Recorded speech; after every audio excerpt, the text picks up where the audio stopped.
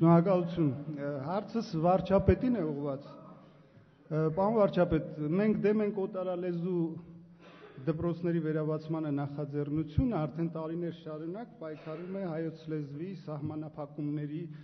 դեմ։ Վերջերս կառավարությունը որոշեց գումար հատկացնել ինչ որտեղ երբ հաղորդման արտոնագրի գնման համար,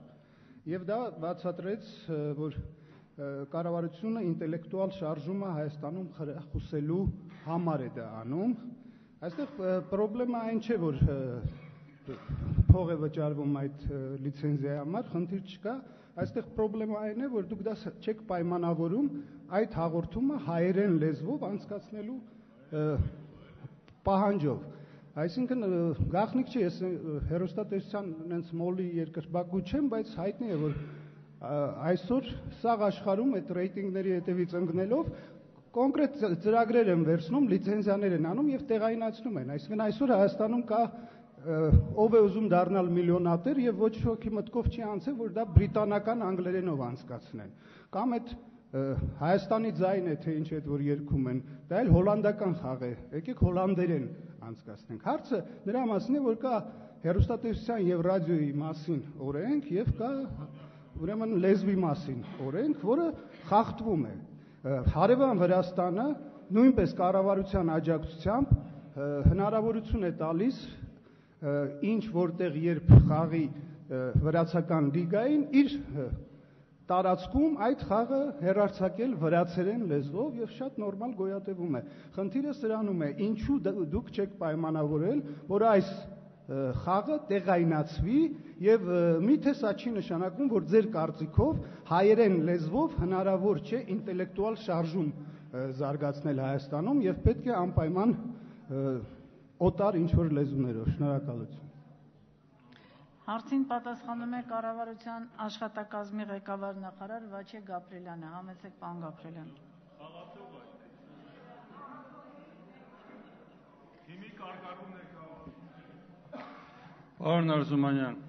շնորհակալություն հարցի համար։ Կարծում եմ, որ այստեղ պետք է տարանջատել երկու բան։ Առաջինը դա խաղն է, որը գոյություն ունի միջազգային ֆորմատով եւ որը մրցակցային է, եւ կա ինտելեկտուալ շարժումը եւ ինտելեկտուալ խաղի աջակցումը, որը տեղի ունենում մեր ամբողջ հանրապետությունում, դպրոցներում, այդ թվում նախարարությունների միջև, կա օրինակ վարչապետի գավաթ, դրանք բոլորը տեղի են ունենում հայերեն լեզվով։ Թե դպրոցներում միջոցառումները, թե վարչապետի գավաթը, որտեղ նախարարության մասնակիցները իրար հետ մրցում են եւ դա անցկացվում կրթության գիտության նախարարության կողմից կազմակերպվում է, ինչ վերաբերում է այս խաղին, ապա պատկերացրեք կա, որ միջազգային լիգա եւ մեր հաղթողները մասնակցում են այդ միջազգային լիգային, որը տարբեր երկրներում է եւ այդ լիգայի ուրեմն աշխատանքային լեզուն ռուսերենն է։ Այս տրամաբանությունից ելնելով խաղի այդ մի կտորը ընդամենը տեղի ունենում այդպես, իսկ խաղի շատ ավելի լայն զանգվածը, այսպես ասած այսբերգը, որը ամբողջովին ջրի տակ է, դա ամբողջովին տեղի ունենում հայերեն լեզվով հայերեն եւ օրենքի խախտում չկա, քանի որ օրենքի համապատասխան դրույթ կա, որով թույլ է տրվում այս ամեն ինչը անել։ Ինչ վերաբերում է նաեւ այդ խաղերին, դուք կարող եք տեսնել, որ հենց այդ նույն խաղի կա դրույթ, որը ազգային փոքրամասնությունների համար 4 թե 5 հաղորդում, եթե չեմ սխալվում, հնարավորություն է տալիս ուրեմն հեռաձայնել այդ լեզվով։ Ինչ վերաբերում է նաև ուրեմն այդ խնդրին, ապա նաև ասենք այդ խաղի մասնակիցներից մեկը, որը ամենակարկառուն մասնակիցներից է, ասենք Սուրեն Աբովյանը, նա հմեկով հայերեն լեզվով եւս ինտելեկտուալ խաղ է վարում, այսինքն խաղի տված արդյունքը բազմակի է եւ հայերեն լեզվով ունի շատ ավելի մեծ ազդեցություն եւ շրջանակ, քան տվյալ դեպքում տվյալ խաղը, որը միջազգային շարժման եւ միջազգային մրցակցային ուրեմն շրջանակի մաս է։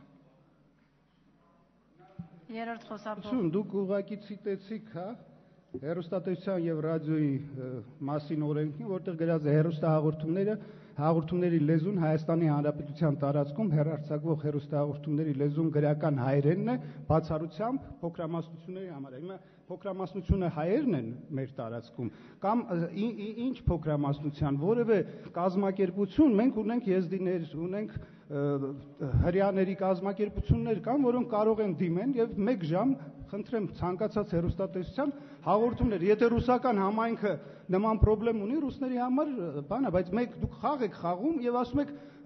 չգիտեմ, վարչապետի գավաթին չեմ մասնակցել, չեմ տեսել, բայց Արմենիա հեռուստատեսությամբ Հայաստանի տարածքում հայկական թիմերը մեկը մյուսի հետ մրցում է ռուսը կա միջազգային լիգա չեն վիճում, վրացիք են մասնակցում միջազգայինին եւ ռուսերենով, բայց նույնն է որ ասեք հիմա UEFA-ի լեզուն է ֆրանսերենն է, Ռուբեն Հայրապետյանը ինչ ֆրանսերենի մեծ մասնագետ է, ինչ կապ ունի միջազգային լիգան ինչ լեզու է օգտագործում, գնացեք դուրս ռուսերեն խաղացեք, եկեք Հայաստան մեր լեզվով խաղացեք, դուք կարող եք գնալ, չգիտեմ, Չինաստանում մասնակցել, ով է ուզում դառնալ միլիոնատեր խաղին, հավանաբար չինարեն պետք է մասնակցեք, բայց մեր տարածքում մենք վերջին հաշվով փոքրամասնություն չենք այս երկրում, մենք ուզում ենք, որ մեր պետական լեզվով անցկացվեն բոլոր այն հաղորդումները, որը ռեյտինգ են բերում եւ այլն։ Այսինքն դուք չպատասխանեցիք հարցին։ Ինչով է, ով է որոշել, որ Երևանում Արմենիա հեռուստատեսության պետք է շաբաթը մեկ հայկական թիմերը միմյանց դեմ մրցեն օտար լեզվով։ Պարոն Արզումանյան, ես ինձ թվում է շատ մանրամասն պատասխանեցի, դա եղել է նախաձեռնությունը, կառավարությունը դեռևս 2006 թվականից աջակցում է այս ծրագրին։ Եվ այս ծրագրին աջակցելով ինտելեկտուալ խաղերի ես որևէ վատ բան չեմ տեսնում եւ ուզում եմ նշել, որ դրան մասնակցել են նաեւ քաղաքական ուժերի սպեկտրից բոլոր կուսակցությունների բացառությամբ ՀԱԿ-ի ներկայացուցիչները եւ կարծում եմ, որ դա գովելի բան է ինտելեկտուալ խաղերը աջակցելը եւ կարծում եմ, որ այս պարագայում պետք է նայել ամբողջը եւ ոչ թե կոնկրետ այդ մեկ դրույթը,